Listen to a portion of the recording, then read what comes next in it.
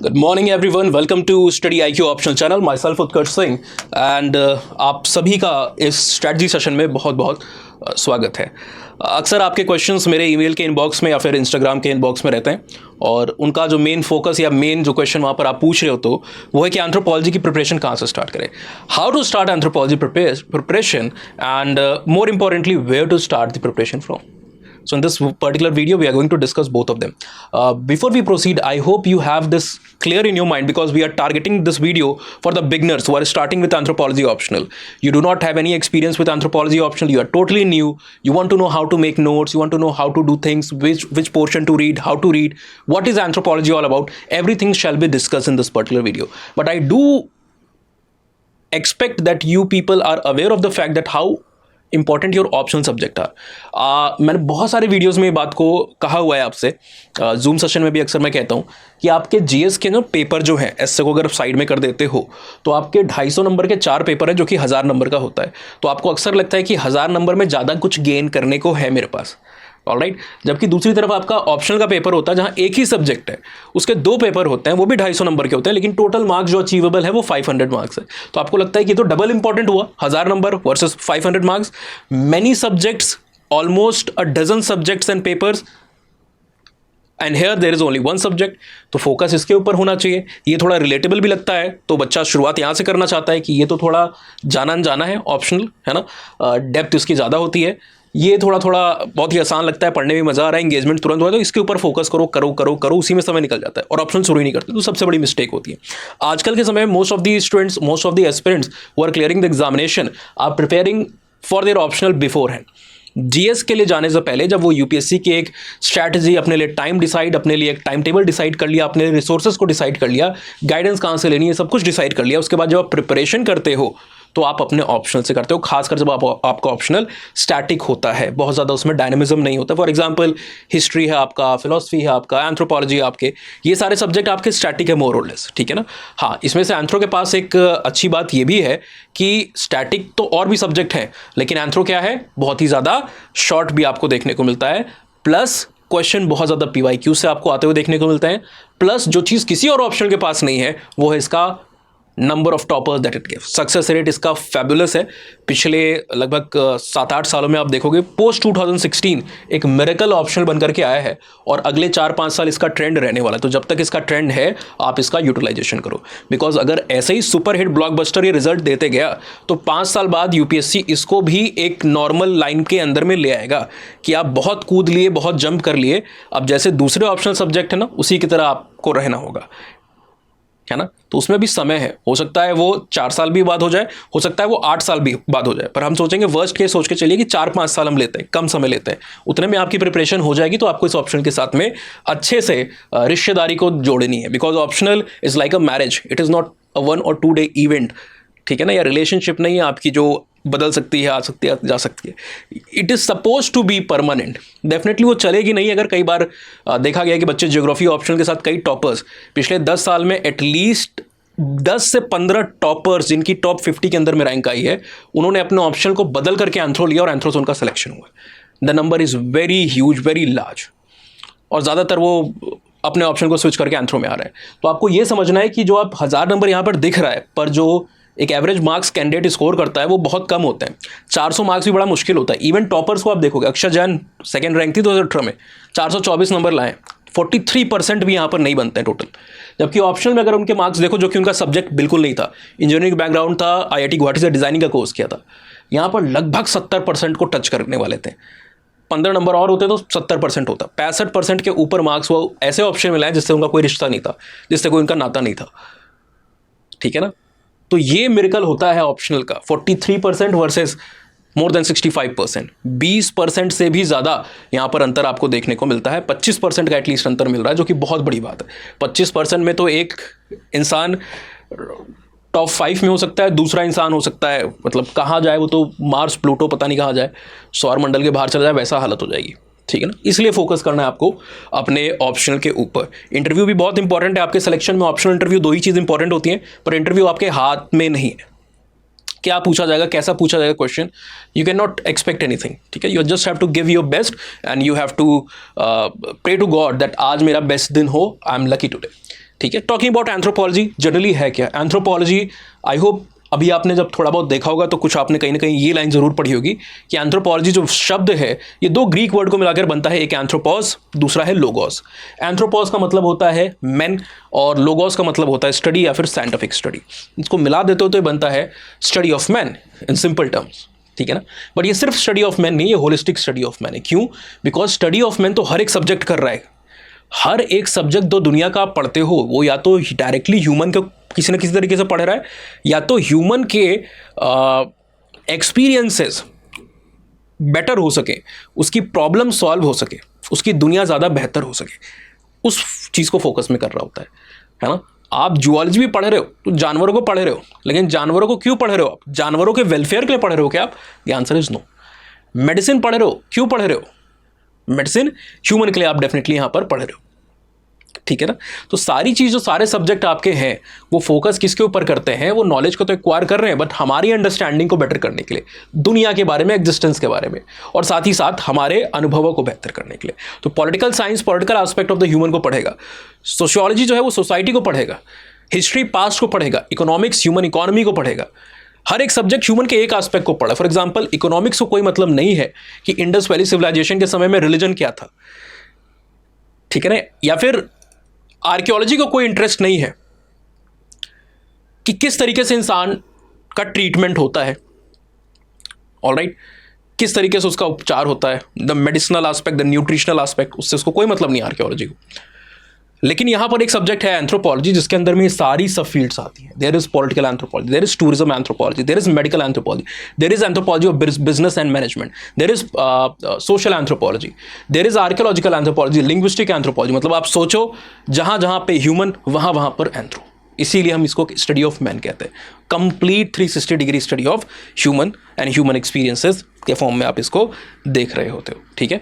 अब जब आप अपने यूपीएससी सिलेबस को देखोगे तो ब्रीफली मैं यहाँ पर, क्योंकि सिलेबस के ऊपर हमने कई वीडियो ऑलरेडी बनाए हुए हैं, यूपीएससी का एंथ्रो का जब आप सिलेबस देखते हो तो इसको 6 एरियाज में आप बांट करके देख सकते हो। पेपर 1 और पेपर 2, हर एक सब्जेक्ट, हर एक ऑप्शनल के अंदर में 2 पेपर होते हैं, 250-250 नंबर के आपके होते हैं। दोनों एक ही दिन पे पेपर आपका होगा और दोनों पेपर आपके 3-3 घंटे के आपको देखने को मिलेंगे। एक आपका फर्स्ट शिफ्ट में होगा, दूसरा आपका सेकंड शिफ्ट में होगा। मोस्ट ऑफ द ऑप्शन के अंदर में पेपर 1 जेनेरिक होता है, जनरल चीज़ों के ऊपर बात करता है, और पेपर 2 इंडियन एस्पेक्ट के ऊपर बात करता है, ठीक है ना। उसी तरीके से जो पेपर 1 है यहाँ पर वो क्या है? जनरल एंथ्रोपोलॉजी है। पेपर 2 जो है यहाँ पर वो इंडियन एंथ्रोपोलॉजी के ऊपर फोकस करता है, ठीक है ना। अब पेपर 1 में पढ़ते आप क्या क्या हो? सबसे पहले आपका आ जाता है सोशल और कल्चरल एंथ्रोपोलॉजी, देन आपका आ जाता है फिजिकल एंड बायोलॉजिकल एंथ्रोपोलॉजी, तीसरा आपका है आर्कियोलॉजिकल एंथ्रोपोलॉजी। नाउ यहां पर एक ऑफशूट भी है सोशल कल्चरल का, जो कि थ्योरी वाला पार्ट है। इसको एक अलग से सेक्शन के तौर पे पढ़ते हैं, लेकिन ये पार्ट होता है सोशल कल्चरल एंथ्रोपोलॉजी का ही।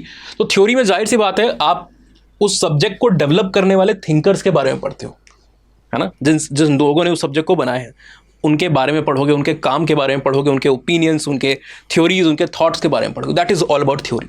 सोशल कल्चरल के अंदर में इंसान का सोशियो कल्चरल एस्पेक्ट, नाम ही उसको सजेस्ट कर रहा है। तो सोसाइटी किससे बनी है? सोसाइटी लोगों से बनी है। लोग अलग अलग इंस्टीट्यूशंस में अरेंज हैं। इंस्टीट्यूशन जैसे मैरिज में 2 अलग अलग लोग आ रहे हैं, 2 अलग अलग फैमिलीज आ रही हैं। Marriage is not association between 2 individual, it is association of 2 different families. तो लोग अलग अलग वहां पर आ रहे हैं, जुड़ रहे हैं, ठीक है ना, आपस में ऑर्गेनाइज हो रहे हैं। तो आप इंस्टीट्यूशंस को पढ़ोगे, लाइक मैरिज है, फैमिली है, किनशिप है, एजुकेशन है, पॉलिटी है, इन सारी चीज़ों को पढ़ोगे आप। स्टेटस को पढ़ोगे, इनइक्वालिटी को पढ़ोगे, मोर और लेस जो आपका सोशियोलॉजी भी पढ़ता है। दैट इज वाई सोशियोलॉजी को कजन सिबलिंग ऑफ एंथ्रोपोलॉजी भी कहा जाता है, ठीक है ना। तो ये आपका सोशल कल्चरल पार्ट हो गया, ऑलराइट। नेक्स्ट आपका फिजिकल बायोलॉजिकल है। ह्यूमन का एक सोशल कल्चरल तो पार्ट है, कल्चर है उसका, सोसाइटी है उसकी, बट उसका एक फिजिकल डायमेंशन भी है ना, उसको भी समझना जरूरी है कि हमारे 4 पैर वाले एंसेस्टर थे, हम 2 पैरों पे कैसे आ गए। तो ये आपका जो पोर्शन है ये पूरी की पूरी तरीके से फिजिकल एस्पेक्ट के बारे में बात करता है, इवोल्यूशन के बारे में बात करेगा, जेनेटिक्स के बारे में बात करेगा, और सारी की सारी बेसिक 10 to 12 लेवल होती है। 65% यहाँ पर 10th लेवल है, 25% अराउंड आपका 12th लेवल है, और थोड़ा बहुत जो बचा हुआ पोर्शन है वो आपका 12+ वाला पोर्शन है, जो कि सबके लिए न्यू होता है। इवन अगर कोई बीएससी भी करके आ रहा है तो उसके लिए भी वो चीज़ नहीं होगी। तो उसमें ऐसा कुछ नहीं कि ह्यूमैनिटीज़ वाले के लिए कुछ बेहतर है, साइंस वाले के लिए कुछ बेहतर है, ठीक है ना। अगला आपका आर्कियोलॉजिकल, नाम से पता चल रहा है पास्ट, स्टोन एज से लेकर के इंडस वैली के बाद तक का समय आप यहाँ पर पढ़ोगे, लेकिन इस पेपर में नहीं, यहाँ पर आप जनरल पढ़ते हो, stone age of Europe, of Africa, ठीक है ना। जब आप पेपर 2 में आते हो, यहाँ पर भी हमने 1 लिख दिया बातों बातों में, पेपर 2 के अंदर में जब आप यहाँ पर आ रहे होते हो तो सबसे पहला पोर्शन आपका अगेन यहाँ पर आर्कियो का है, बट ये इंडियन आर्कियोलॉजी है। यहाँ पर भी आप वहीं पढ़ोगे स्टोन एज से लेकर के मेटल एज तक, लेकिन इंडिया के कॉन्टेक्स्ट में कि इंडिया में क्या हो रहा था स्टोन एज में, कौन कौन से एविडेंसेस हैं, कौन कौन सी साइट्स हैं, ये सब आप पढ़ोगे। पेपर 2 का जो दूसरा पेपर है वो इंडियन सोसाइटी का है। इंडियन सोसाइटी के एस्पेक्ट, इंडियन विलेजेस के बारे में, विलेज के अंदर में क्या चेंज आ रहा है, विलेज के अंदर में कम्युनिटीज़ कौन सी है, सोसाइटी के अंदर में कौन सी कम्युनिटीज़ हैं, रेशियल क्लासिफिकेशन भारत का जो कि आप आर्ट एंड कल्चर में भी पढ़ते हो नितिन सिंघानिया वगैरह किताबों में, और लिंग्विस्टिक क्लासिफिकेशन ऑफ इंडिया, ये सारी चीज़ें आप पढ़ते हो, ठीक है। एंथ्रोपोलॉजिस्ट को भी पढ़ते हो, जो इंडियन एंथ्रोपोलॉजिस्ट है उनके बारे में आप पढ़ोगे। थ्योरी में यूजुअली आप सारे बाहर के स्कॉलर्स को पढ़ लो, यहाँ पर आप इंडियन स्कॉलर्स को, उनके कंट्रीब्यूशन को पढ़ोगे। अलग अलग जो सोशल चेंज हुए हैं भारत में, ग्लोबलाइजेशन, अर्बनाइजेशन, जैसे इंटरनल एक्सटर्नल सारे चेंजेस हुए हैं, उनका क्या इफेक्ट पड़ा है, मीडिया का, पंचायती राज सिस्टम का, क्या क्या यहाँ पर डायमेंशन है, प्लस कास्ट सिस्टम वगैरह भी आप यहाँ पर पढ़ रहे हो, ठीक है। कास्ट सिस्टम से जुड़ी हुई कई सारी चीज़ें आप डिटेल में पढ़ोगे, तो ये इंडियन सोसाइटी का पार्ट हो जाता है। और इंडिया के फिलोसफिकल स्टैंड भी, यानी कि आपके वर्णाश्रम सिस्टम क्या होता है, आपका वर्णाश्रम के साथ साथ में किस तरीके से बाकी एस्पेक्ट को आप यहाँ पर कवर कर रहे हो। तो each and every part is basically dealt here in detail. So you basically have to focus upon the areas जो कि आपके मैक्सिमम मार्क्स को स्कोर करने के लिए ज़रूरी होते हैं, ठीक है ना। तो इसको आपको ध्यान में रखना है। लास्ट आपका जो यहाँ पर पोर्शन है वो है ट्राइबल एंथ्रोपोलॉजी का। ट्राइबल एंथ्रोपोलॉजी का, ट्राइबल एंथ्रोपोलॉजी में आप क्या पढ़ रहे हो, तो नाम से पता रहा है ट्राइब्स, लेकिन क्योंकि इंडियन एंथ्रोपोलॉजी का पार्ट है इसलिए भारत के टर्म्स में आप यहाँ पर बात करोगे।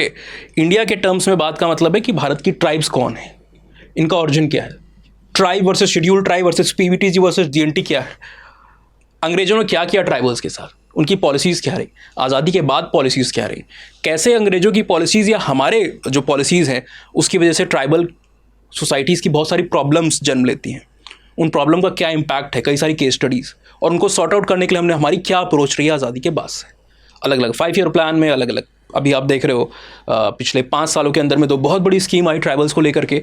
एक आपका पीएम जनमन है, उसके बाद आप अभी दास गुहा को देख रहे हो, धरती आभा जनजातीय जो ग्राम उत्कर्ष अभियान है, ठीक है ना। तो ये सारी चीज़ों को भी आप पढ़ते हो, स्कीम्स को भी पढ़ते हो, कई सारी चीज़ आपके प्रीलिम्स में भी, मेंस में भी आपकी जनरली काम आ जाती है। तो ये आपका सिलेबस है इन अ नटशेल। हमने अलग से एक डिटेल वीडियो भी बना रखा है, ये समराइज करके मैंने यहाँ पर बताया हुआ है। अब इसमें से आप देखोगे कई बार बच्चों को क्वेश्चन आता है कि सर कोई ऐसा सेक्शन जिसको ज़्यादा पढ़ें, ज़्यादा मेहनत करें। नहीं, ऐसा कुछ नहीं, सबको आपको इज्जत देनी हर एक सेक्शन को। इसलिए मैं कभी भी नहीं आपको बोलता हूँ कि ये ज़्यादा अच्छे से पढ़ो, इसको कम पढ़ो, कंजूसी करो, सारे इंपॉर्टेंट है आपके लिए। ऑलराइट, नाउ थ्योरी में अगर आप फिर भी पूछोगे तो जैसे थ्योरी है, थ्योरी को पढ़ने में हमें लगभग 3 हफ्ते लगते हैं। सैटरडे संडे भी होता है, बीच बीच में छुट्टी होती है, तो उसको मिला के बता रहा हूँ। वैसे तो हमें लगभग 15 क्लासेस लगेंगी, लेकिन अगर आप सैटरडे संडे को भी जोड़ो तो 2.5 से 3 हफ्ते हमें लग जाते हैं। लेकिन जो क्वेश्चन यहाँ पर आएंगे वो 1 या 2 आएंगे आपके, वो भी पेपर 1 में आएंगे, ठीक है ना। उससे कम समय आपका इंडियन सोसाइटी में लगता है, लेकिन यहाँ से आपके double triple number of question आपको देखने को मिल सकते हैं। ऑलराइट, तो ये अंतर आपको दोनों के बीच में देखने को मिल रहा होता है। इवन सोशल एंथ्रोपोलॉजी में सिर्फ 4 हफ्ते लगते हैं हमें, लगभग 1 हफ्ता 10 दिन ज़्यादा लगता है थ्योरी से, लेकिन वहाँ से भी भर भर के आपके क्वेश्चन आते हैं। तो लेकिन अगर थ्योरी को आप नहीं समझोगे, लग तो रहा है कि चलो 1 ही 2 क्वेश्चन आएगा, बहुत समय ना भी देते हैं, लेकिन अगर थ्योरी नहीं समझी तो कंसेप्चुअल क्लैरिटी भी नहीं बनी। एंथ्रोपोलॉजी कहाँ से शुरू हुआ, थॉट्स क्या है, अर्ली स्कॉलर्स के, तो it is very important and this has to be linked with all the other sections. उसका एप्लीकेशन है, इंटरलिंकिंग आपको करनी है। तो कंजूसी वाली कोई बात नहीं कि कौन सा ज़्यादा इंपॉर्टेंट कौन सा कम इंपॉर्टेंट। कई बच्चे आजकल ये करने लगे हैं। हमारे ज़माने में तो हम की डिटेल ढूंढते थे, वीडियोज़ भी हम देखते थे जो कि डिटेल्ड हों, कि डिटेल में समय लिया होगा इंसान ने तो बात की होगी गहराई में। आजकल बच्चा देखता है कि सिलेबस समझना है तो 12 मिनट का वीडियो उठाऊँ। सिलेबस को आपको 2 घंटे 3 घंटे देने हैं। Syllabus is your Sarathi in print. Print है, आप प्रिंटेड आपका सारथी है, वो है ना। आपके जो टीचर्स हैं, मेंटोर से गाइड है, वो इन पर्सन आपके सारथी हैं, बट इन प्रिंट जो है वो आपका सिलेबस है। पूरे यूपीएससी में आपको एक एटलस के तौर पे आप उसको देख सकते हो, ऑलराइट, कंपास के तौर पर आप उसको देख सकते हो। सिलेबस के ऊपर हाथ नहीं जमा आपका तो बड़ी दिक्कत हो जाएगी, because if you are not well versed with the syllabus, each and every topic, unit wise रट्टा मारने की जरूरत नहीं है, पता होना चाहिए। पता होता है तभी आप अपने सामने मैगजीन्स, न्यूज़पेपर या कहीं पे भी कोई हेडिंग को देखते हो और एंथ्रो से रिलेटेड वो कंटेंट है, उसको यूटिलाइज किया जा सकता है कि नहीं, वो आप कैसे समझोगे? तो बच्चा कहता है सर क्या बात कर रहे हैं, तो हम इंस्टीट्यूट में फ़ीस क्यों दे रहे हैं, कहीं पे भी हम पढ़ते हैं तो इंस्टीट्यूट में आप फीस दे रहे हो, बताया भी जाता है आपको, लेकिन वहाँ पर प्रोग्राम 5 महीने का होगा, आपकी तैयारी उससे ज़्यादा चल रही है। पहले अटैम्प्ट में भी निकल गया तो भी आपका समय लग रहा है, और दूसरे या तीसरे अटैम्प्ट में निकला तो अब तो आप 3 साल की जर्नी आपकी है। कई लोग की पंचवर्षीय योजना बन जाती है, तो बैच तो आपके खत्म हो गए, उसके बाद क्या करोगे आप, है ना? तो खुद से हमें समझना पड़ेगा, और जब तक हम सिलेबस के साथ वेल वर्स नहीं है वो दिक्कत वहाँ पर आती रहेगी। तो try to do that thing, it is very very very important in UPSC. दूसरा बच्चों का रिसोर्सेज के ऊपर है। रिसोर्सेज मैं बच्चों को मना करता हूं कि ज़्यादा आप रिसोर्सेज के ऊपर मत जाइए। बहुत सारे सेक्शन के बच्चे पूछते हैं क्या पढ़ें क्या ना पढ़ें। मैं वर्बली बता रहा हूं आपको, लिखूंगा नहीं तो टाइम लगेगा। 1-2 वीडियो मैंने बनाए हुए हैं, आप जाकर सर्च कर सकते हो। मैं वर्बली आपको बताता हूं, लेकिन इनकी ज़रूरत क्यों नहीं है वो भी हम समझेंगे। सोशल एंथ्रोपोलॉजी के लिए आप बेसिकली किताब है introduction to social anthropology by professor DN Majumdar sir, and को ऑथर है उसमें आपके TN मदन साहब, ठीक है ना? ये दोनों लोग हैं, यूनिवर्सिटी ऑफ लखनऊ के साथ जुड़े। इनफैक्ट मजुमदार साहब ने यूनिवर्सिटी ऑफ लखनऊ में एंथ्रोपोलॉजी के डिपार्टमेंट को शुरू किया था, जो कि भारत का तीसरा एंथ्रोपोलॉजी का डिपार्टमेंट था। बड़ी बात है, और उन्होंने शुरू किया था। तो कब की बात है ये बात है आपकी 50s की। 50 में 1950 में डिपार्टमेंट खुलता है, 57 में वो ये किताब को लिखता है। तो दिक्कत क्या है इस किताब के साथ कि आउटडेटेड हो चुकी है। क्वेश्चन आता है कि सोशल कल्चरल एंथ्रोपोलॉजी, तो हमने कई बार बोला है कि स्टैटिक है, लेकिन आजकल जो क्वेश्चन आ रहे हैं वो आ रहे हैं कि इंस्टीट्यूशनल चेंजेस क्या है, सोशल चेंजेस क्या है, फैमिली में, मैरिज में क्या चेंजेस आए, बदलाव आए। अब जब इन्होंने किताबें लिखी तो उस समय लिव इन मैरिजेस नहीं हुआ करती थी, उस समय सेम सेक्स मैरिजेस नहीं हुआ करते थे, है ना? और भी 50 तरह की चीज़ें। फैमिली में उस समय ग्लोबलाइजेशन, अर्बनाइजेशन का इम्पैक्ट नहीं नज़र आ रहा था। ये सारी चीज़ें काफ़ी बाद में आपको देखने को मिली है। जॉइंट फैमिली का डिसइंटीग्रेशन पूरी तरीके से एविडेंट नहीं था, मूवमेंट शुरू थी बट साफ नहीं दिखता था आपको। तो ये सारी चीज़ आपसे क्वेश्चन में पूछी जा रही हैं। आपकी IQs को देखो, फैमिली के अंदर में चेंजेस वाले ही क्वेश्चन आए पिछले 10 साल में, 2 से 3 क्वेश्चन। तो वो तब तक हम सही से नहीं कर पाएंगे जब तक हम अपडेटेड सोर्स को नहीं पढ़ रहे। अपार्ट फ्रॉम दैट कुछ और भी किताबें आपकी हैं, जैसे there is one book, in fact 2 किताबें हैं, नदीम हसनैन सर और US मिश्रा जी की किताब है। अगेन उसका भी नाम सेम ही है, इंट्रोड्यूसिंग सोशल कल्चरल एंथ्रोपोलॉजी। इनका क्या था, इंट्रोडक्शन टू सोशल कल्चर। ये है एक किताब with the same name and introduction to, sorry ये तो एंथ्रोपोलॉजिकल थॉट है, दूसरी दिखाता हूँ। Yes introduction to social anthropology by professor Makhan Jha. और ये बहुत पतली है, इसको हम कहते हैं नाइट टाइम बुक। रात में बैठो सुबह तक खत्म हो जाएगी, ऐसी किताब है ना? बहुत ज़्यादा पन्ने हैं, इसमें 150 पन्ने मेरे ख्याल से कुछ होंगे। और है भी कितनी छोटी, आप देखोगे कितनी छोटी है भी किताब, ठीक है ना? तो 160-70 पन्ने हैं, लेकिन अगर आप A4 शीट के टर्म्स में अगर आप इसको कंपेयर करोगे तो दीज आर हार्डली 90 पेजेस और समवट देयर। 90 पन्ने पढ़ने में इंसान एक दिन में पढ़ जाता है कई बार। पूरे दिन अगर आप सारी चीज़ छोड़ दो, पढ़ने बैठ जाओ, एक दिन में आराम से कर लेंगे। थोड़ा आज की जनरेशन का थोड़ा पढ़ने का समय थोड़ा कम भी हो गया है, उस तरीके से भी आप देखो तो 2 दिन में तो बिल्कुल हो जाएगा। सैटरडे संडे बैठो खत्म। लेकिन इसकी ज़रूरत नहीं है ना, इतने में सोशल एंथ्रोपोलॉजी होती नहीं हमारी, और इस तरीके से होती नहीं है। That is a problem, that is why मैं मना करता हूँ कि नहीं पढ़ना है। देन हमारा फिजिकल के लिए पीनाथ सर की किताब है, अच्छी किताब है पीनाथ सर की किताब, और काफ़ी मोटी भी है, छोटी है लेकिन काफ़ी ज़्यादा थिक है, ठीक है ना? लगभग कुछ 800 पन्ने के आसपास होगी ये किताब। दिक्कत इसमें क्या आती है कि कुछ फैक्चुअल एरर्स काफ़ी ज़्यादा है। It is not the probably mistake of the author तो रेप्यूटेड अच्छे हैं, पब्लिकेशन हाउस, एडिटोरियल टीम, कहीं पे भी मिस्टेक हो सकता है। तो कुछ बहुत बहुत सीरियस ब्लंडर्स हैं। एक होता है प्रिंटिंग या फिर ऐसे छोटी मोटी एरर्स, लेकिन कुछ 10-12 तो मेरे सामने आई हुई है।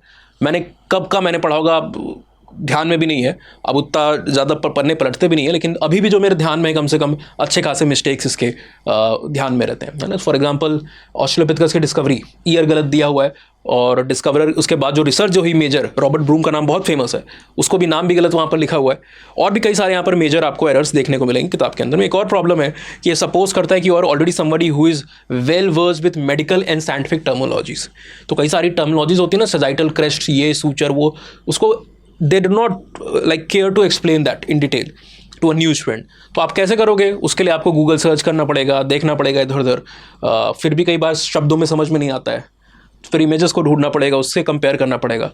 तो हर पन्ने पे ऐसा कोई ना कोई वर्ड और आपको उसको समझने में 5 मिनट लगने, कभी कभी ज़्यादा वर्ड्स हैं तो 10 मिनट लगने, तो बहुत समय हमारा इसके अंदर में चला जाना होता है। ये प्रॉब्लम है। इसको छोड़ के भी कुछ 1-2 किताबें हैं बैचेस के अंदर में, हम बहुत सारी किताबें बच्चों को सजेस्ट करते हैं, यूनिट वाइज भी कई बार हम बताते हैं कि कौन सी यूनिट कहाँ पर अच्छी है, कौन सी यूनिट कहाँ पर ख़राब है, ठीक है ना। यहाँ पर थोड़ा टाइम कम है, बहुत सारी बातें करनी है। एक BM दास सर की भी किताब है, इसमें बहुत छोटी है, इसमें कुछ काम बनता नहीं, बिपिन चंद्रा जैसी किताब है आपकी, थिकनेस लेंथ विथ की बात करोगे तो आप। लेकिन एक चीज़ अच्छी है कि शुरुआत में they basically have explained some of the basic concept and some की टर्म्स, है ना, तो वो थोड़ा सा हेल्प करता है। बाकी उसमें यूनिट्स तो बहुत डिटेल में नहीं, मटेरियल थोड़ा बहुत ही वेग आपको देखने को मिलता है। अगली जो पोर्शन है आपका वो है आर्कियोलॉजिकल एंथ्रोपोलॉजी का। नाउ आर्कियोलॉजिकल एंथ्रोपोलॉजी के अंदर में DK भट्टाचार्य साहब की किताब है, उनके लेक्चर्स भी कई लोग सजेस्ट करते हैं, but information is quite outdated और काफ़ी बार आपको हेल्प नहीं करती है। की डिस्कवरीज हर साल हो रही है, हर 2 साल पे, कभी राखी गढ़ी से कुछ मिलता है, कभी सोनौली से कुछ मिलता है, कभी इंडस वैली की साइट्स में कुछ इंपॉर्टेंट आपको बाकी साइट्स पे कुछ मेजर देखने को मिलता है। आयरन एज की पिछले 5 साल में कितनी सारी रिसर्चेज आ चुकी हैं। Palaeolithic paintings, expression, cave art के ऊपर क्वेश्चंस लगातार आ रहे हैं। स्टोन एज के पेंटिंग्स का, उसके ऊपर बहुत सारी रिसर्च हुई है। लेकिन ये जो स्टैंडर्ड किताबें आपको सजेस्ट की जा रही है, इनके अंदर में जो डाटा है वो बहुत पुराना है, वो बहुत ज़्यादा पुराना आपको नज़र में आता है, तो that will also create problem, ठीक है ना, वो भी आपके लिए दिक्कत को खड़ा करेगी। Yes, I think DK Bhattacharya sir की किताब भी थी यहाँ पर कहीं, अभी दिख नहीं रही है, तो कभी बाद में आपको ज़रूर दिखाऊंगा, किसी और वीडियो में आप देख सकते हो, वहाँ पे हमने डिस्कस किया होगा। ऑलराइट, चलिए इंडियन, ये तो आर्कियोलॉजी तो एक ही है। आर्कियोलॉजी की जो DK भट्टाचार्य की किताब है वो 2 किताब है, ठीक है ना। तो बेसिक्स वाले में तो कोई दिक्कत नहीं है, जहाँ पर स्टोन टूल टेक्नोलॉजी और बाकी सारी बातें की गई हैं वो तो स्टैटिक है, उसमें बदलाव नहीं हुआ है, लेकिन that is very small part. Dating वाला जो पोर्शन है उसमें भी बहुत ज़्यादा चेंजेस नहीं हुआ है।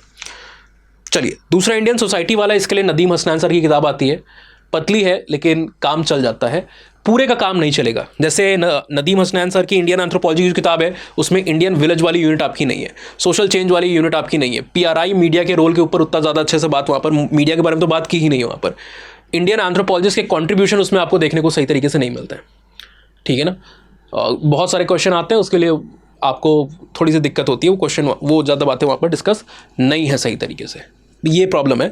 उसके लिए आप यूज़ कर सकते हो वैसे एक किताब, ये थ्योरी के लिए आपकी एक किताब आती है by professor Upadhyay and Gaya Pandey, है ना। इनकी किताब है जनरल थ्योरी के लिए, लेकिन उसके आखिरी हिस्सों के अंदर में कुछ इंडियन स्कॉलर्स के बारे में बात की हुई है।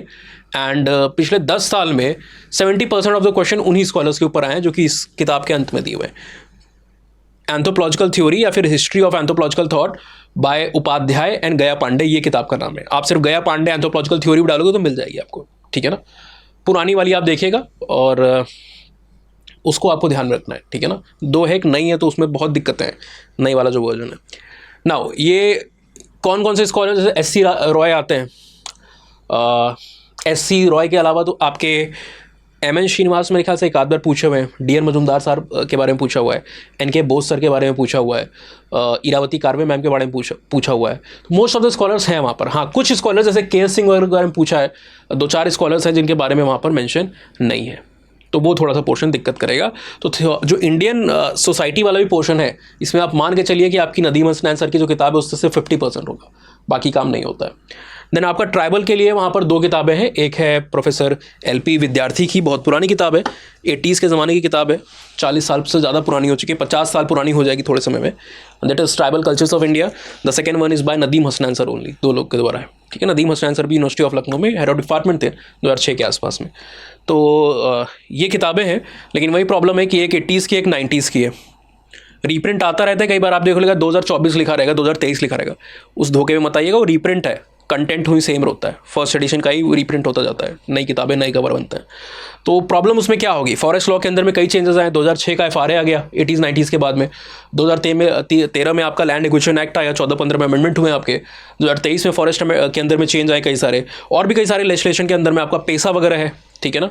तो उसमें थोड़ी सी दिक्कत होगी, यहाँ पर आपको नहीं देखने को मिलेगा।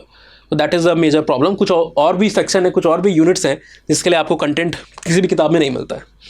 इनके अलावा भी कुछ किताबें हैं लोग यूजुअली पढ़ते हैं, जैसे एम्बर एंड एम्बर है, बहुत मोटी, बहुत बल्कि किताब है, और ये इनकी तरह छोटी मोटी किताब नहीं, वो प्रॉपर आपकी लार्ज साइज़ वाली किताब है, चौड़ी सी पतली सी, वो मेरे पतली सी नहीं, चौड़ी सी और थिक सी, आई थिंक अराउंड 700 पेजेस होंगे उसमें, ठीक है ना। तो एम्बर एंड एम्बर कई लोग सजेस्ट करते हैं आपको, लेकिन एम्बर एंड एम्बर को हमें पूरा नहीं पढ़ना होता है, बैचेस के अंदर में हम डिस्कस करते हैं।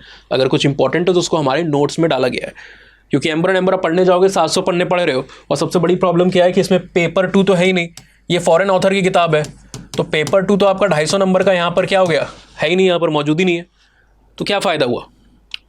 और जो पेपर 1 है उसमें भी इंडिया के टर्म्स में क्वेश्चन आते हैं कि मैरिज बता रहे हो तो forms of marriage Indian tribe में बताइए, चेंजेस बताइए, कैसे इंडियन सोसाइटी में, इंडियन फैमिली में आ रहे हैं, तो कैसे बताओगे, उसमें तो इंडियन सोसाइटी के बारे में है ही नहीं, वो तो जनरल किताब बनाई हुई है, एक जनरल सेंस में एंथ्रोपोलॉजी की बात की हुई है। तो दैट इज़ वाई बहुत ज़्यादा ज़रूरी नहीं है किताब, अच्छी किताब है, लेकिन उनके लिए एडवाइजेबल है कि वो इस किताब को पढ़ें, जो कि 3rd या 4th सेमेस्टर के अंदर में, या 2nd 1st semester, early semesters में, जो कि अभी कॉलेज से हट करके अभी जिन्होंने मतलब समय है जिनके पास, अटेम्प्ट अभी आपका 2 साल बाद अगर है तो आप शुरू कर सकते हो, थोड़ा बहुत आपको इंटरेस्ट आएगा, ठीक है ना। ल्यूसिड है, इसकी जो PDF है वो तो कलर्ड भी है, जब आप बुक को खरीदते हो ऑनलाइन तो वो तो आपकी प्रिंटेड वाली जो बुक है वो आपकी ब्लैक एंड वाइट आती है, लेकिन इसकी जो ऑनलाइन PDF कई बार मिल जाती है आपको, कई बार तो वो कलर्ड है, तो उसमें पढ़ने में भी इंगेजमेंट आता है थोड़ा सा। बाहर के ऑथर्स तो आप जानते ही हो, स्टोरी बिल्ड करने के फॉर्म में वहाँ पर लिखते हैं, है ना। इंडियन ऑथर्स का स्टाइल अलग है, नो नॉनसेंस, डायरेक्ट जो बात करनी है वो करो। तो दोनों की कुछ अच्छाइयाँ खराबियाँ हैं, लेकिन ये इसमें इंगेजमेंट अच्छा मिलता है आपको एम्बर नंबर में। पर वही है कि उसके लिए आपके पास इतना समय नहीं है, और आधा पोर्शन तो है ही नहीं वहाँ पर, तो थोड़े से पोर्शन के लिए उतनी मेहनत क्यों करनी, है ना। खासकर जो बैचेस में हमारे हैं या फिर आ करके पढ़ने की सोच रहे हैं, कई बच्चे आप में से ऐसे होंगे जो कि सेल्फ स्टडी के लिए जाएंगे, कुछ बच्चे हैं जो हो सकता है बैचेस को ज्वाइन करें। अब अलग अलग जगह पे आप ज्वाइन कर सकते हो, अगर आप हमारे यहाँ पर ज्वाइन कर रहे हो तो आपको पढ़ने की जरूरत नहीं, बिकॉज एम्बर छोड़िए, कई ऐसी किताबें जिसका कोई भी भारत के अंदर में डिस्कशन नहीं करता है, उन किताबों को भी हमारे लेक्चर में हम यूज़ करते हैं और रेफर करते हैं उसका कंटेंट। तो you do not have to worry about कि ये किताब मिस हो गई, फोमो डेवलप करने की ज़रूरत नहीं है आपको, ठीक है। एक और चीज़, अगर जो ऐसा बिगिनर हो आप, तो आप कहाँ से शुरू करो, जो मैंने शुरुआत में कहा था कि वेयर टू स्टार्ट फ्रॉम। अगर आप शुरुआती सेमेस्टर्स में हो, यानी कि आपका टारगेट ईयर अभी तुरंत नहीं है, अगला साल नहीं, अगर 26 को आप टारगेट नहीं कर रहे हो, तो आप एम्बर को सेलेक्टिवली स्टार्ट करना थोड़ा शुरू कर सकते हो। लेकिन अगर आप 5th 6th सेमेस्टर में हो या फिर 26 को सोच रहे हो, पहला टारगेट बना रहे हो, तो आई विल सजेस्ट कि आपको केरला बोर्ड की जो SCRT आती है ना, ये ऑनलाइन आपको कोई पायरेटेड कॉपी की जरूरत नहीं है, ऑनलाइन मिल जाती है। पायरेटेड से नो टू पायरेसी, इसलिए मना करते हैं, बाकी इधर उधर से PDF मत कीजिए। लेकिन केरला बोर्ड की स्टेट गवर्नमेंट की वेबसाइट पे अपलोडेड है एंथ्रोपोलॉजी की क्लास 11th 12th की, लेकिन उसमें आपको ध्यान देना है कि जो आपके काम का है सिलेबस से देखिए, उस हिसाब से आपको चीज़ों को पढ़ना है, पूरा कवर टू कवर आपको दोनों को नहीं पढ़ना है, ठीक है ना। 11th वाली में तो बहुत कुछ आपको काम का मिल जाएगा, 12th में आपको देखना होगा, काफ़ी कुछ फिल्टर आउट करके पढ़िएगा, बड़ी सिंपल भाषा में। और जैसे स्टेट या नेशनल बोर्ड की किताबें होती हैं, NCERT SCRTs, उस लहजे से है तो आपको बड़ा कंफर्ट आएगा, कलर्ड भी है ना। तो it is good book for like beginners, शुरू करने के लिए, इंटरेस्ट को डेवलप करने के लिए। और सबसे पहली चीज़ तो मैंने आपको कही, सिलेबस को पढ़िए, पढ़ने में दिक्कत है तो हमने वीडियो में कई जगहों पे 1 घंटे से ज़्यादा का डिस्कशन किया हुआ है, और आप ऑनलाइन जाकर के एक चीज़ को सर्च भी कर सकते हो, आप लोग के लिए मैंने बनाया हुआ है। बेसिकली एक बहुत ही अच्छा कंपाइलेशन है, which is I suggest you here, YouTube को खोलिएगा और सर्च कीजिएगा anthropology beginners kit, anthropology beginners kit, ये कि अपने आप आ गया, पुनः लिखना भी नहीं पड़ा। ये हमारा, जिसके अंदर में कुछ कितने वीडियो हैं, 13 वीडियो हैं, इनमें कई सारे वीडियो आपके काम के हैं। 1 stop solution for anthropology, how to choose your optional. वैसे तो आप इस वीडियो को देख रहे हो तो आप एंथ्रोपोलॉजी को चुन चुके होगे, पर अगर ऐसा कोई है जिसने अभी चुना नहीं है तो उसके चुनने के लिए ये वीडियो हमने यहाँ पर बनाया हुआ है, आप यूज़ कर सकते हो इस वीडियो को।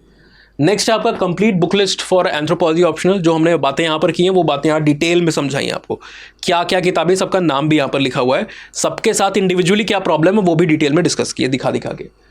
एंथ्रोपोलॉजी का मीनिंग एंड स्कोप, कई बच्चे होते हैं कि एंथ्रोपोलॉजी है किस चिड़िया का नाम, और कई लोगों को तो ये भी लगता है कि एंथ्रोपोलॉजी क्योंकि शब्द नया सुन रहा है इंसान, तो हो सकता है इस बिल्कुल नया सब्जेक्ट हो, हमने कभी नहीं पढ़ा हो।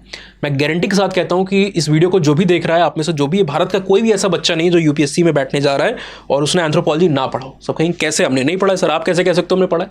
देखिए एंथ्रोपोलॉजी का तो सिलेबस आप देखोगे, क्या इंडस वैली के बारे में आपने नहीं पढ़ा है, आपने किसी न किसी स्टेज पे पढ़ा है, नहीं पढ़ा है तो UPSC में तो पढ़ोगे, GS के अंदर में वो आपसे पूछ रहा है। क्या आपने डार्विन के बारे में नहीं सुना है, लेमार्क के बारे में नहीं सुना है, मेंडल के बारे में नहीं सुना हुआ है, यही सारी चीज़ आपसे पूछी जा रही है सोसाइटी के अंदर में जो आप पढ़ते हो। तो स्टार प्लस का वो डायलॉग था ना, रिश्ता नया सोच वही, कुछ ऐसे करके, रिश्ता वही सोच नहीं करके, वैसे ही एंथ्रो है, पैकेजिंग नहीं है पर कंटेंट वही है जो आप GS में पढ़ते हो या फिर आपने 10th 12th तक पढ़ा हुआ है स्कूल डेज में। So focus upon these thing. Note making कई लोग का कंसर्न है, नोट मेकिंग आप में बहुत ज़रूरी है। नोट मेकिंग को अगर आप मिस कर रहे हो तो आप प्रीलिम्स क्लियर कर जाओगे, फिर मेंस देते समय आपका जो ब्लड प्रेशर होगा ना और जो फोमो आप फेयर करोगे, दैट इज़ रियली स्केयरिंग। इसीलिए आपको हमेशा नोट मेकिंग शुरू से करते चलना है और आंसर राइटिंग भी शुरू करते चलना है। कई बच्चों में देखा है और मैं अभी भी बोलूँगा 90% नहीं सुनेंगे, और आपके लिए अच्छा है कि अगर आप उन 90% में से हो। इनफैक्ट आपके लिए नहीं अच्छा है, जो 10% सुनेंगे उनके लिए अच्छा है कि 90% नहीं सुनेंगे, बिकॉज उन्हीं का फाइनली सिलेक्शन होगा, है ना। ये बातें सबसे कही जाती हैं, हमसे भी कही गई, जितने लोग मतलब सेलेक्ट नहीं हुए और आज आपको या तो पढ़ा रहे हैं हमारी तरह या तो कुछ भी डिस्कस कर रहे हैं आपके साथ में, या आपके दोस्त हैं जो सेलेक्ट नहीं होंगे अगर, जो कि रियलिटी है, सीट्स कम है आपकी। वो क्यों है? बिकॉज जो बातें बड़ी सिंपल होती हैं, जिसके अंदर में मिर्च मसाला नहीं होता है, हम उन्हीं बातों पर ध्यान नहीं देते, और वही सबसे ज़रूरी बातें हैं। जैसे कि आपको डिसिप्लिन और कंसिस्टेंसी की ज़रूरत है। कंसिस्टेंसी नहीं चलती है, 4 दिन पढ़ाई करते हैं, 5वें दिन छोड़ देते हैं। 2 वीडियो देखे थे, चलो कुछ रील देख लेते हैं उसके बाद करते हैं। तो डिसिप्लिन और कंसिस्टेंसी अगर आपके में नहीं है तो एक बड़ी प्रॉब्लम है। और जनरल जो हम बातों को सुन रहे हैं कि आंसर राइटिंग ज़रूरी है, टॉपर्स को आप जाकर पूछो, 500-500 क्वेश्चन, 1000-1000, 1,500 क्वेश्चन लिखे होते हैं मेंस में बैठने से पहले। और यहाँ एक जो बच्चा सेलेक्ट नहीं होगा वो 100 क्वेश्चन भी नहीं लिखा होगा। चलो आप 1000-1,500 मत लिखो, लेकिन एटलीस्ट आप 100-200 क्वेश्चन तो लिख करके जाओ, ट्राई तो करो, है ना। हर दिन आप कुछ क्वेश्चन को लिखो, 2-3 क्वेश्चन को लिखना आप शुरू करो। साल में आप 200 भी दिन लिखते हो तो भी आपके 500 क्वेश्चन आप लिख करके जाओगे। और जब आप क्वेश्चन लिखोगे तो उसमें गलती बहुत करोगे। हम अक्सर कहते हैं कि एक अच्छा आंसर लिखने के लिए आप कम से कम 5 या 6 या हो सकता है 10 गलत आंसर लिखो। गलत नहीं, आप टू द पॉइंट ना लिखो, या जिससे आपको सेटिस्फैक्शन ना आ जाए। जो 2 मार्कर 3 मार्कर क्वेश्चन होते हैं 10 में, जिसमें आपको 2-3 नंबर मिलेंगे, वैसे क्वेश्चन आप लिखोगे। बिफोर राइटिंग अ क्वेश्चन जिसमें प्रॉबेबली आपको शायद 6 नंबर मिले 10 में। तो वो जब क्वेश्चन हम लिखते हैं और जब हम सही से आंसर राइटिंग कर रहे हैं, हमें पता है कि हाँ ये सही हो गया, उसको हम आंसर राइटिंग के फॉर्मेट में ही अपने नोट्स के अंदर में डालेंगे। द टास्क इज दिस कि जो आपका कंटेंट 1,500-2,000 पन्ने के अंदर या 2,500 पन्ने के अंदर भी हो सकता है, उसको हम लेस देन 500 पेजेस के अंदर में लेके आए, प्रॉबेबली समवेयर अराउंड 300 और 350, 300-350 पेज में ले आए तो बहुत अच्छा है। हर एक सेक्शन को खासकर ऑन एन एवरेज हम 50-60 पेजेस तक रखें तो हमारा जो 6 सेक्शन है उसका टोटल 360 बनेगा। हाँ, उसमें से कुछ सेक्शन छोटे हैं आपके तो उसके नोट्स कम बनेंगे, लेकिन मैं आपको एवरेज बता रहा हूँ। फिजिकल बड़ा है तो उसके ज़्यादा नोट्स बनेंगे, प्रॉब्लली हो सकता है उसके 100 पन्ने के नोट बन जाए, है ना। तो डिपेंड करता है, अलग अलग सेक्शन की लेंथ अलग है, लेकिन हम कोशिश करें कि हमारे जो फाइनल नोट्स हैं वो इसी तरीके से हुआ आपके 300 to 500 के बीच में हो। 500 को बिल्कुल ना ब्रीच करें और 300 तो लगभग लगेगा आपको। तो आप जब वो 2-2,500 के कंटेंट को, पन्नों के नोट को जब समराइज़ करके ला रहे हो तो उससे फ़ायदा ये होगा कि जब आप प्रीलिम्स क्लियर कर लिया और मेंस के तक का आपका लगभग 3 महीने का जो समय है, तो उसमें यही 100 पन्ने के आसपास, 125 पन्ने के आसपास आप हर एक महीने पढ़ोगे। उसको डिवाइड करो आप, तो जाकर के आप कहीं जाकर 350-400 पन्ने को वहाँ पर रिवाइज कर पाओगे। बिकॉज आंसर राइटिंग की है आपने, मेहनत की है, रिविजन लगातार किया है, तो already everything is in your brain. आपको सिर्फ एक गो थ्रू करना है, टचअप करना है, ब्रशअप करना है।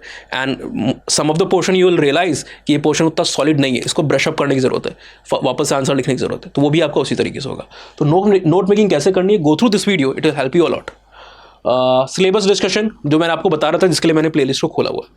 कई सारे बच्चों में वो नहीं है कि हम सिलेबस देख लिया, हो गया सर 15 मिनट में, इससे ज़्यादा सिलेबस क्या देखना है।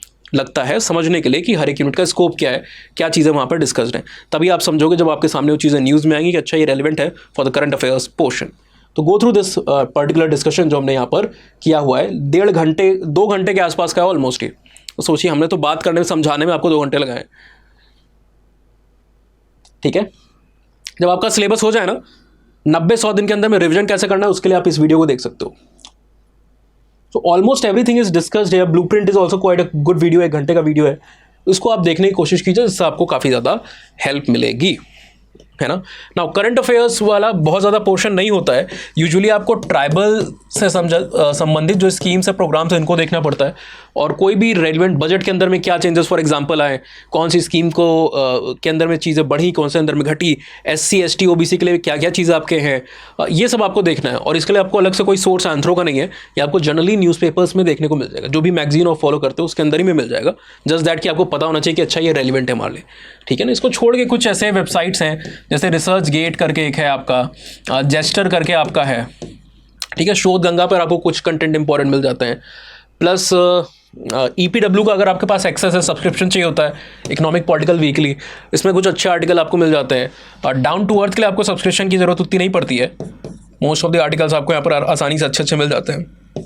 इसको भी आप यूटिलाइज़ कर सकते हो। एकेडेमिया है, साइंटिफिक एडवांसेस है, इन सबको यूज़ कीजिए आप। वीकेंड पे आप सैटरडे संडे जब आप रिवाइज़ करोगे, आंसर राइटिंग करोगे, 5 दिन आप पढ़िए, सैटरडे संडे को आप रिवाइज़ कीजिए, आंसर राइटिंग कीजिए, उसके अंदर आपको ये करना है।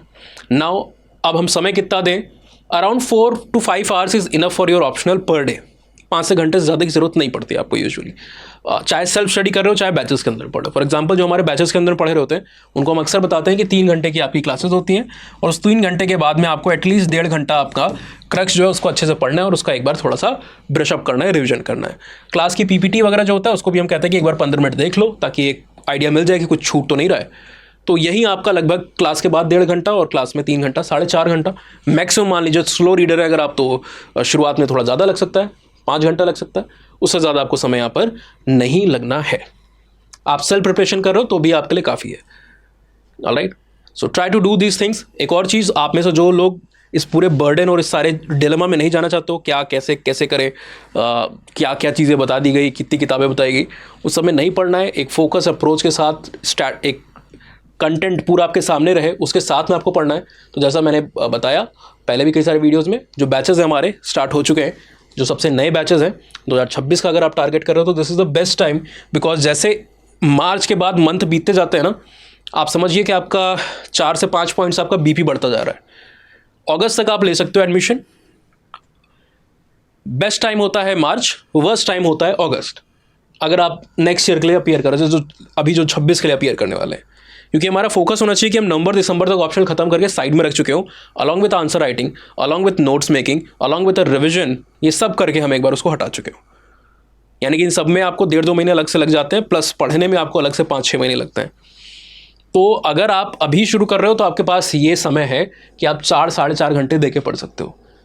अगस्त में भी आप लोग हम सिलेबस ख़त्म करा देंगे आपका दिसंबर जनवरी तक, जो अगस्त के अंदर में बैचेस आएंगे। प्रॉब्लम क्या होती है उसमें कि फिर आपको 4-5 घंटे की जगह हो सकता है 7-7.5 घंटे देने पड़ रहे हो। तो 7-7.5 घंटे आप दोगे, फिर GS को भी समय आप दे रहे हो और फिर सोने का समय नहीं मिल रहा है, हेक्टिक होता जा रहा है, डर लग रहा है, घबराहट हो रही है, BP 130 ना पहुंच जाए, ऐसा कई बार बच्चों के बीच में देखने को मिलता है। तो वो नहीं करना है, तो जल्द से जल्द हम ले लें। अब जिसने जनवरी फरवरी मार्च में लिया होगा वो आपसे ऑलरेडी काफ़ी आगे निकल चुके हैं, वो ट्रैक पे पहले ही से पहुंच चुके हैं, उनके पास गलती करने के लिए थोड़ा रूम है। सीखोगे आप गलती से, सब गलती करेंगे, ऐसा कोई नहीं जो गलती नहीं करेगा, ठीक है ना। तो आपको भी यहाँ पर लेके चलना है कि हाँ हम कई बार लड़खड़ाएंगे, कंसिस्टेंसी ब्रेक होगी, बट उसके लिए हमारे पास एक पूलिंग पीरियड हो। शुरू ही लेट में करोगे तो गलती की गुंजाइश नहीं होगी, और गलती की गुंजाइश ना होना फिर तो आप इंसान नहीं हो, है ना, सुपर ह्यूमन है हम। तो अगर ऐसी बात है तो अलग चीज़ है। तो बैच हमारे स्टार्ट हो चुके हैं अप्रैल वाले, और एक क्लास इसके अंदर हो चुकी है। अभी आप जब इस वीडियो को देख रहे हो तो हमारी आज दूसरी क्लास शेड्यूल्ड है यहाँ पर, ठीक है ना, और 15-16 को बैच भी क्लोज हो जाएगा, तो आप ज्वाइन कर सकते हो। 2 वेरिएंट है हमारे, गोल्ड और प्लैटिनम, दोनों में आप US लाइव का कोड लगाइएगा, आपको मैक्सिमम डिस्काउंट जो होगा वो वहाँ पर मिल जाएगा, ठीक है। फीचर्स को आप देख लो, गोल्ड और प्लैटिनम में क्या क्या अंतर है। प्लैटिनम के अंदर में आपके कुछ 4-5 एक्स्ट्रा फीचर्स हैं, इसीलिए फ़ी जो है प्लैटिनम की 20,000 है और गोल्ड की 15,000 है। लेकिन प्लैटिनम में एक एक फीचर जो है ना वो अकेले 5 से 10 हज़ार के आसपास है। तो 5 फीचर को आप मिला लोगे तो लगभग 35,000 का डिफरेंस कर देता है, लेकिन आपको मिल रहा है सब कुछ 20,000 में। क्या क्या है? एक तो पर्सनल मेंटोर आपको दिया जाएगा, डायरेक्टली कॉन्टैक्ट कीजिए, व्हाट्सएप पे रीच आउट कीजिए। टीचर सबको पर्सनल अटेंशन नहीं दे सकता, डाउट सबके टीचर ही आंसर करेगा। क्लास में भी अदरवाइज भी आप इंस्टा पे, ईमेल पे भी भेज सकते हो, उसको भी क्लास में डिस्कस किया जाएगा अगले दिन। लेकिन पर्सनल अटेंशन हम नहीं दे सकते हैं पॉसिबली हज़ारों बच्चों को एक साथ, तो इसलिए अलग अलग बच्चों को मेंटोर अलॉट किए जाएंगे। अब फॉर एग्जांपल हमारे पास से 2,000 बच्चे साल में पढ़ के जा रहे हैं, उसमें से अगर 1,000 बच्चे वहाँ पर लेते हैं और बैचेस 3 हमारे एटलीस्ट रहेंगे साल में, तो एक सेशन में हमारा कम से कम 300-400 बच्चे होंगे। तो हम एक बच्चे के ऊपर लगभग 10-15 बच्चे के ऊपर एक मेंटर वहाँ पर लगाएंगे, तो हमारे लिए वो फीसिबल हो जाएगा। एक पूरी टीम मेंटर्स की वो आपके पर्सनली वहाँ पर गाइडेंस आपको देगी। देन आपका यहाँ पर डेली आंसर राइटिंग है, रोज़ आपको एक इंपॉर्टेंट क्वेश्चन दिया जाएगा और रैंडम क्वेश्चन नहीं दिए जाएंगे जिससे दिक्कत हो। जो पढ़ रहे हो उससे संबंधित UPSC के लिए जो रेलिवेंट क्वेश्चन है, जो डेली आप पढ़ रहे हो उसी कंटेंट से वो क्वेश्चन मिलेगा, लिखोगे, उसका इवैल्यूएशन होगा। इससे कंसिस्टेंसी और डिसिप्लिन आएगा, जो मैंने शुरू में बताया था। प्लस आपका यहाँ पर टेस्ट सीरीज़ है, और 1-2 नहीं, पूरे 12 पेपर आप देते हो। उसका मॉडल आंसर भी मिलता है, एक एक क्वेश्चन का डिस्कशन भी होता है। देन ऑप्शनल ज्ञान भंडार प्लेटिनम में है, गोल्ड में। ये सारी चीज़ें प्लेटिनम है, गोल्ड में सब कुछ मिसिंग है। वैलिडिटी भी प्लेटिनम की 30 महीने, इसकी 18 महीने। इनफैक्ट कई बार जब 18 महीना आप पढ़ लेते हो और पहले टर्म में अगर सिलेक्शन किसी वजह से नहीं हो रहा है या फिर हमारा कोर्स ही नहीं खत्म हो पाया, कहीं और हमें समय देना पड़ गया, तो आप कहते हो कि एक्सटेंशन करके इसको 1 साल बढ़ाया जाए, 18 में 12 और जोड़ दिया जाए ताकि ये 30 महीने हो जाए प्लेटिनम की तरह। उसके लिए आपको 5000 रुपीज़ की फ़ी देनी पड़ती है। तो बात घूम फिर के आपकी 20,000 आ जाती है, पर वहाँ पर ये सारे फीचर्स आपको नहीं मिलते हैं, सिर्फ वैलिडिटी आपकी बढ़ती है। तो आपके लिए स्मार्ट अप्रोच क्या है, that you have to basically decide. और ये सोशल मीडिया हैंडल से कोई भी डाउट रह जाए तो यहाँ पर आप डायरेक्टली मुझसे कम्युनिकेट कर सकते हो, इंस्टाग्राम या फिर ईमेल आईडी के ऊपर, ठीक है। यहाँ पर आपको ईमेल करने के लिए कुछ नहीं है सुविधा, या मैसेज भेजने के लिए कुछ नहीं, या रिसीव करने के लिए यहाँ कई सारा फ्री कंटेंट वगैरह आपको मिल जाता है। और एक पूरी मैनुअल है आपकी, लगभग 50 पन्ने के आसपास, जिसमें पिछले 10 साल के पूरे क्वेश्चन, यूपीएससी के क्वेश्चन पेपर का कच्चा चिट्ठा है। और वो भी रैंडम क्वेश्चन पेपर नहीं है, सेक्शन वाइज डिवाइड किया गया है, एक यूनिट से अलग अलग साल में क्या क्या क्वेश्चन है। तो section wise, unit wise syllabus का PYQs वहाँ पर आपको देखने को मिलता है। नए बच्चे इस कोड को लगाएंगे स्टडी IQ के हर एक कोर्स पे अधिकतम डिस्काउंट को पाने के लिए। जो बच्चे पहले से रजिस्टर्ड हैं किसी कोर्स में स्टडी IQ के, ओल्ड स्टूडेंट जो हैं, वो अपना रजिस्टर मोबाइल नंबर मेरी ID से भेज दीजिएगा, आपको एक्स्ट्रा डिस्काउंट वहाँ पर मिल सकता है, उसके लिए आप एलिजिबल हो। अगर आपको UPSC से संबंधित कोई भी काउंसलिंग चाहिए, डिटेल में रोड मैप तैयार कराना है फ्री ऑफ कॉस्ट, वीडियो के नीचे में एक लिंक दिया होगा, उसमें फॉर्म्स के अंदर में आप अपनी डिटेल्स भर के सबमिट कर दीजिए, काउंसलर आपको टाइम दे देंगे और आपकी काउंसलिंग को किया जाएगा वहाँ पर। चलिए, क्या करना था हमें, एक डेमो दिखा देता हूँ कि एडमिशन कैसे लेना है। स्टडी IQ ऑप्शनल की वेबसाइट पे जाइए, स्टडी IQ की वेबसाइट पे जाइए, ऑप्शनल वाला पोर्टल खोलिए और UPSC के बैचेस लगे हुए हैं आपके ऑप्शनल के। बाय नाउ पे क्लिक किया और जैसा मैंने बताया था US लाइव का कोड लिखिएगा, यहाँ पर अप्लाई कर दीजिएगा। प्लैटिनम हो गया 19,999 में, गोल्ड पे क्लिक किया तो 14,999। ये नए बच्चों के लिए, ओल्ड स्टूडेंट के लिए फर्दर डिस्काउंट पॉसिबल है, जिसके लिए आपको मुझे अपना नंबर भेजना पड़ेगा, ठीक है। तो आशा करता हूँ कि बैचेस में मिलते हैं, 16 के आसपास बैच क्लोज हो जाएगा, तो उससे पहले मिलते हैं और चीज़ों को पढ़ने की कोशिश करते हैं। Till then keep smiling, have a very nice day, good bye, take care.